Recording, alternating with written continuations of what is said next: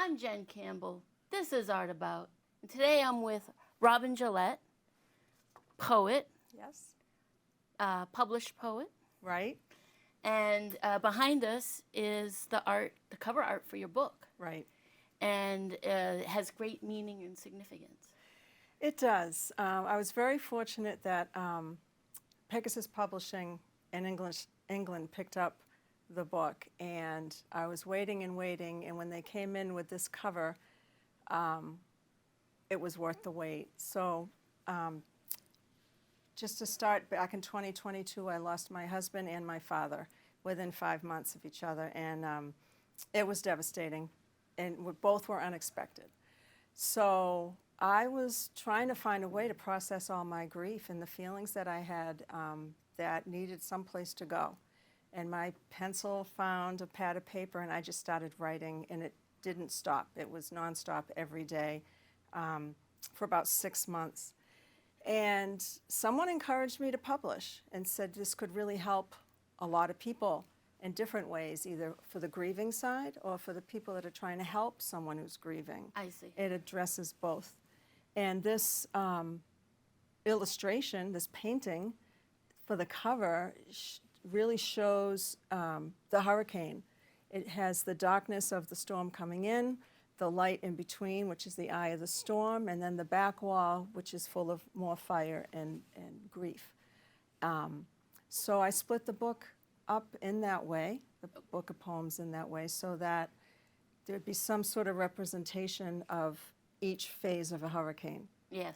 And the hurricane came about because I had a lot of people telling me grief was like a wave, ebbs and flows, ebbs and flows. And I got to tell you, it made me really aggravated because I love the beach. and I didn't want anyone taking that away from me, that this calmness, this relaxation, this wonder and beauty of the ocean, of a wave on the beach, for me needed to stay something that I loved and brought me comfort. The hurricane metaphor came to me because you just get your knees knocked out from under you, you know, the roof collapses and you have to kind of build your way back, and the eye of the storm gives you that time, and then you know that grief will always be with you, so it's going to come in that back wall. Oh, wow. Off and on. So that's the metaphor, and they really grasped that in this illustration, so I was really happy about that. And where can we find your book? So it has not been released yet. Okay. I guess I got the cover a couple months ago, and it's in the first round of edits. Yeah. And that's going to go back and forth between us a couple times before it goes into production. Got it. So I do have a Facebook page where I'm going to keep people updated of when it's coming and the things I'm doing to get ready for that. Okay. Okay. Nope, that's good to know. Mm-hmm. And I know you want to read from the book Yes. today. So I want to give you a chance to Okay. show us something. Okay, so this is really the prologue. The understatement is poems of empowerment in the face of loss. So my goal as a retired social worker is to empower people and to help them feel like they have some control over what they're experiencing, and hope. So one step toward free. Energy flows, aromas float, pines emerge tall and green. Walking slow, soaking in greens and yellows, approaching the blues. Descending low, tans, blues, and whites rise, tickling the feet, salty scents tickle the nose.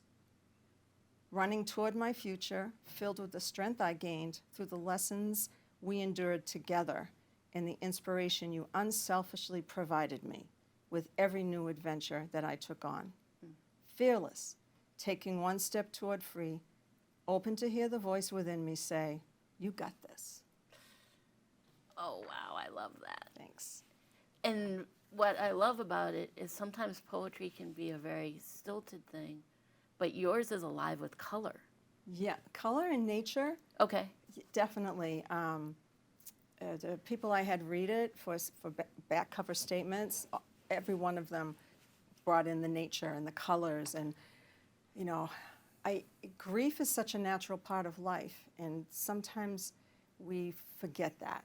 Yeah. And every single person is going to experience grief at some time in their life. And as a community, we need to, this is my paradigm, if you will, I would love to see our community and our culture get back to just honoring that and allowing people to do what they need to do in their grief. And then sometimes it's just sitting quietly. Sometimes it's, I had a couple of friends that would send me an emoji every morning. And I didn't need to see them, I didn't need to talk to them, but I'd wake up and there'd be, you know, a list of emojis from my best friends, and it would be, that's what I needed. I Oh, can get through this day. So that's you wonderful. don't, it's such a part of our lives. Excellent. Yeah. Excellent. Did you want to share another one with us? Sure. This is actually The Hurricane, which is what the The book is Hurricane. based on. Okay. Okay? It's a little long, so bear with me. I'm sure it's beautiful. Grief is a wave. Grief comes and goes like the tides. At least that's what I'm told. I love waves, the swirling energy that invites me to leap over or dive into its building momentum. Waves invite me to play, to grab my board and accept the challenge to boogie across the water's surface. Of course, waves can knock me over, filling my mouth and nose with salty water or loading my swim trunks with sand. But I celebrate the playfulness and joy of ocean waves. Grief is not a wave. I sit down, relax, and melt into my canvas chair, letting the sun's warmth help settle me into my favorite place. Toes glide forward and create a path into soft, warm sand, covering up my feet up to my ankles. I watch as the approaching high tide wave runs toward my sandy feet. The wave falls short of touching my toes. Instead, it comes to a quick, temporary halt, its white frothy edge frozen, then gently absorbed by the wet sand.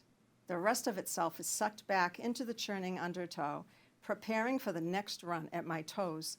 Waves, ebbing and flowing, a magical rhythm that soothes my soul.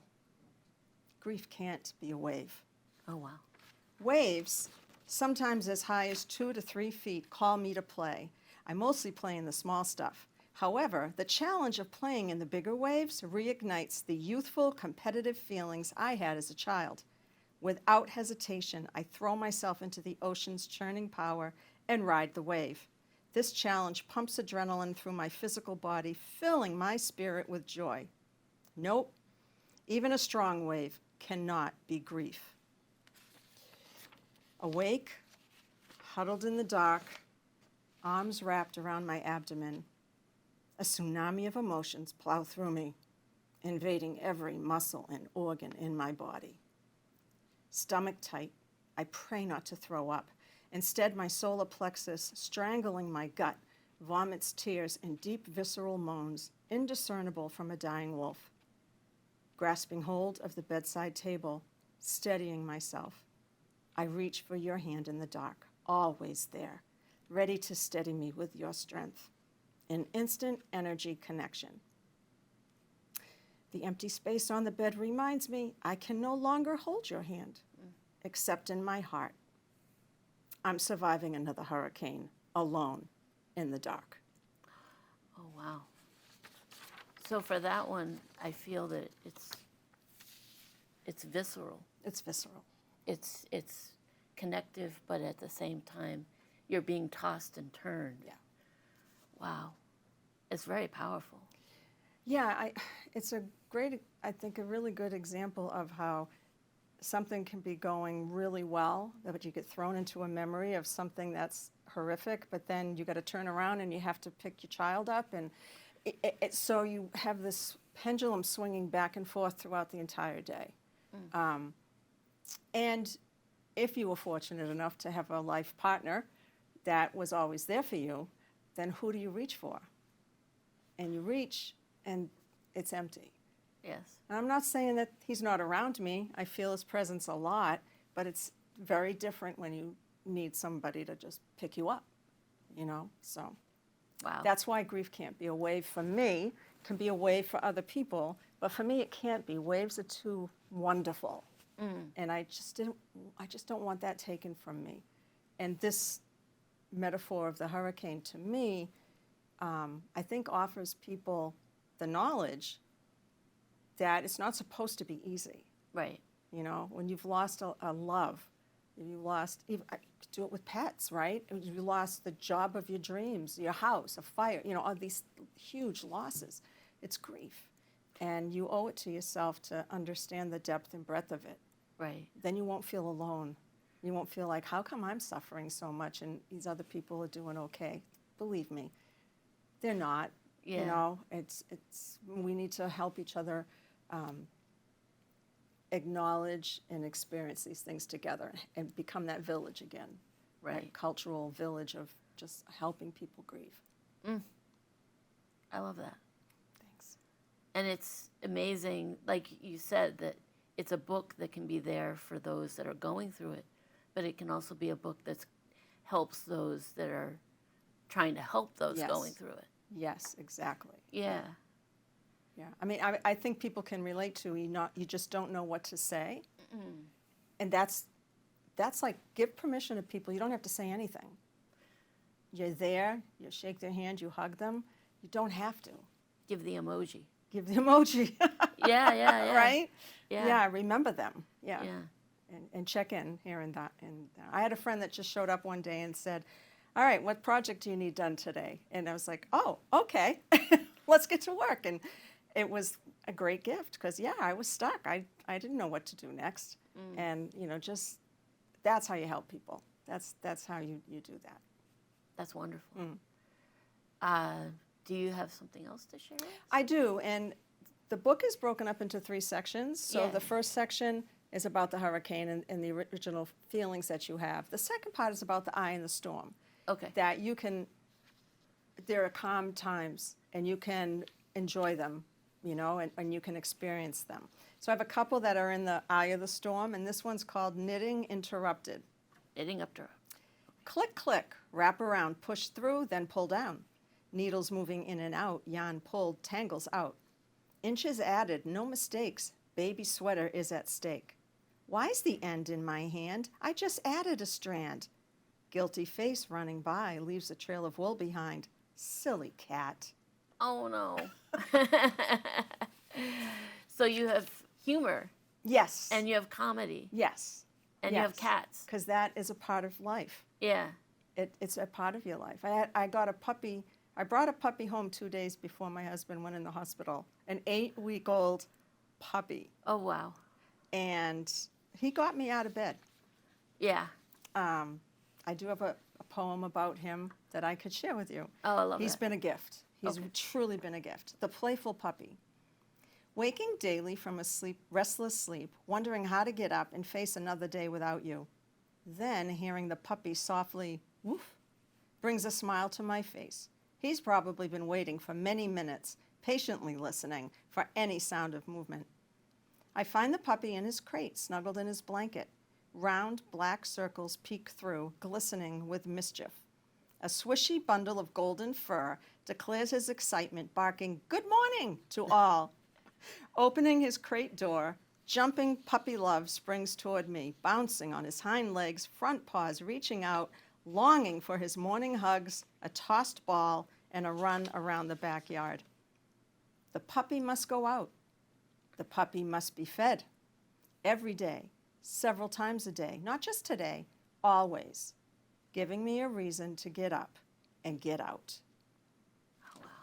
I love the bouncing puppy love. It's so, like I said, visceral, but it's so, it brings the poem in motion. Yep. And there's a lot of motion in your poetry. Yeah. Yeah. Where does that come from? I have no idea. Okay. I have to be honest.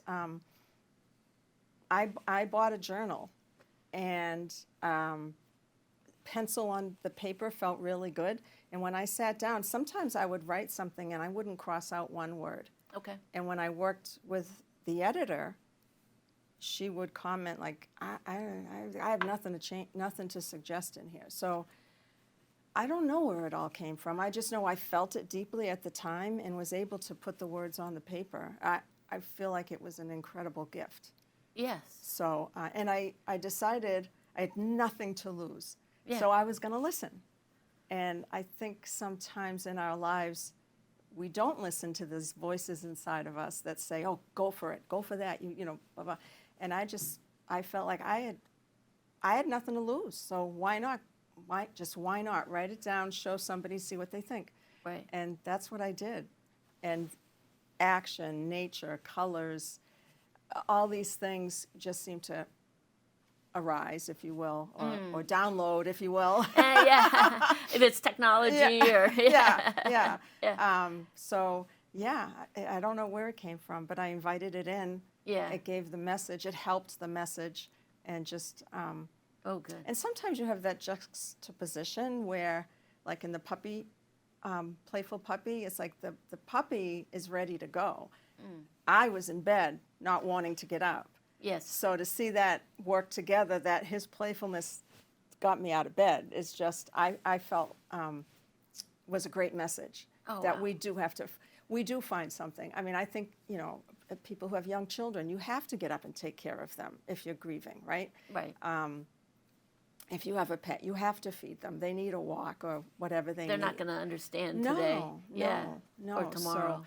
So I have several poems that show that that irony or the juxtaposition of, you know, something's happening here. You have to respond, and it's typically with some kind of action. Right. Yeah. Right. Is there a process to your writing? In other words, do you have a certain location that you write in, a certain desk? Oh, that's a great question. Do you have to kind of sit down and meditate and then write?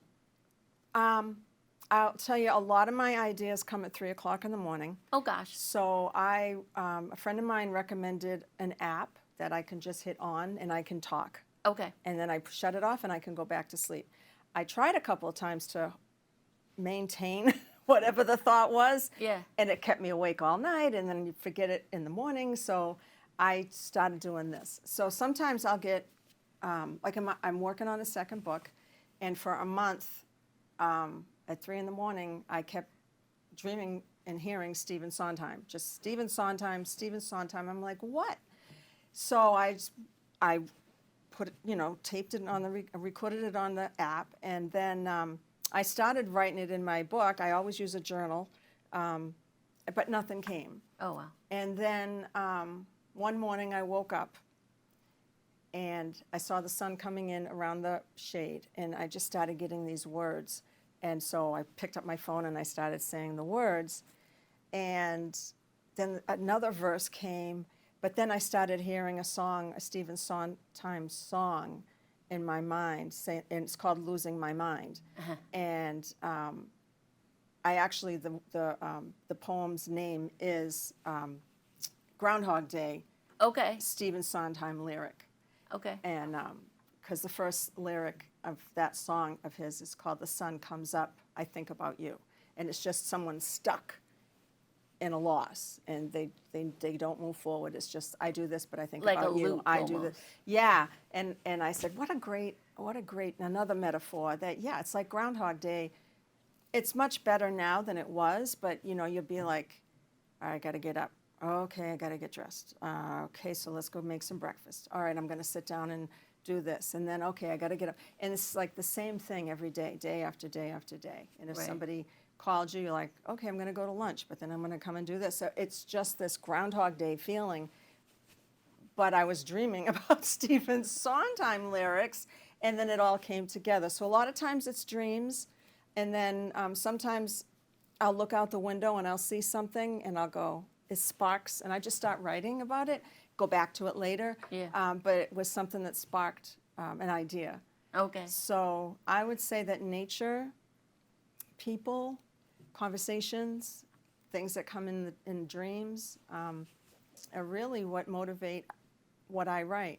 I am a member of a Facebook writing group, and I get a writing prompt 3 or 4 times a week. Okay. And a lot of times I do the writing prompt. So if it hits me, Yeah. I'll do the writing prompt, and the next thing I know, I've got another poem. Okay. So it's nice. Oh, that's cool. So it's a mixture, and I just go with it. I trust it, and I go with it, and see where it lands. Do you have another poem for us? I do. This is a very short one, but pretty powerful. It's called Garden Rebirthed. Dig deep the hands of love.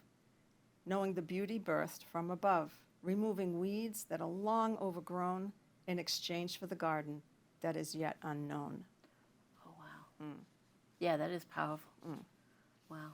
So in the first book, I have a lot of haiku, and I have a lot of short ones like this that they would just, like I said, come to me. You see something, but the last line kind of hits you with, it hits you. Yeah, I'll yeah, just say yeah. that, yeah. Wow. Yeah.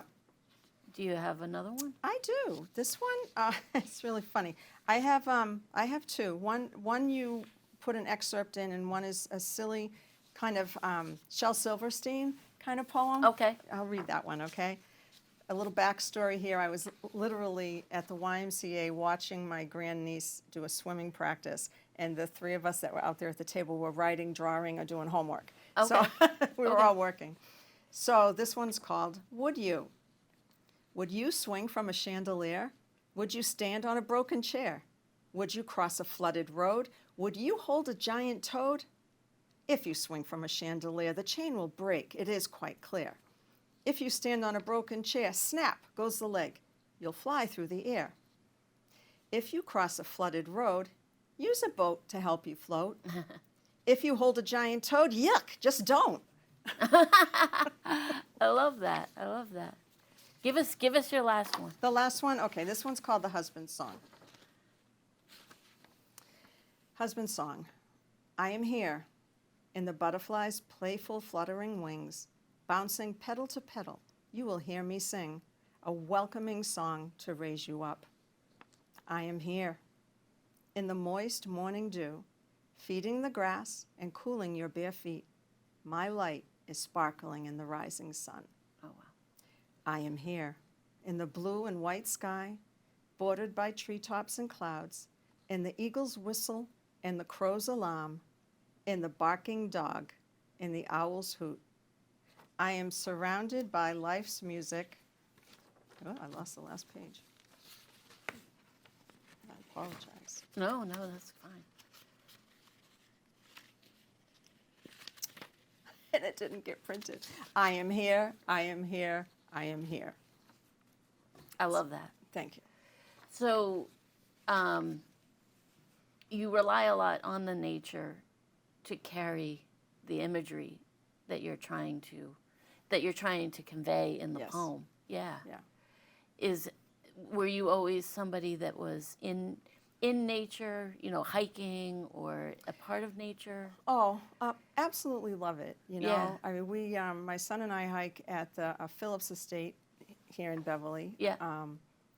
I love to garden. When we moved into this house, I built a monarch butterfly garden. Okay. So we get about 20 monarchs a year that come, Oh, wow. when they're migration. So yeah, I absolutely love nature. I love the birds. I love, I love having a food garden. I have a little place in Maine, and on the back porch, it's just birch trees and tall grass, and it's just beautiful. It's calming, and it's just good for the soul. Definitely. My soul. Your soul. Yeah. Our souls. Our souls. Yeah. And I get that the book would fill the soul with kind of the imagery that you're trying to convey. I think so. Yeah. And I've been told that. Yeah. That it just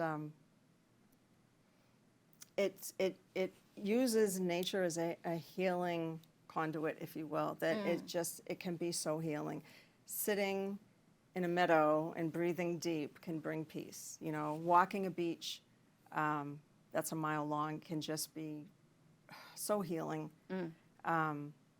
Being in the garden, pulling weeds, you're cleaning things out, and it again, a metaphor, but it's very helpful to get your hands dirty. To get grounded. Yeah, Yeah. exactly. Yeah. Exactly. And the dog loves to walk, so, I had to take him places and get out there too. Just sitting in my backyard on a sunny day with the breeze, it's invigorating, getting nutrients from the sun, and your whole body just being washed with the wind is just, for me, it's very healing. Yeah. And I love that. And like I said earlier, there's a lot of the nature that I write about that its beauty, its growth, its passing and then rising up again in the fall. It's just a wonderful metaphor to use with grief. Probably why we give flowers, and probably dates back Yeah. to that. And our attachment to that is showing support. Because it does ground you. Yeah.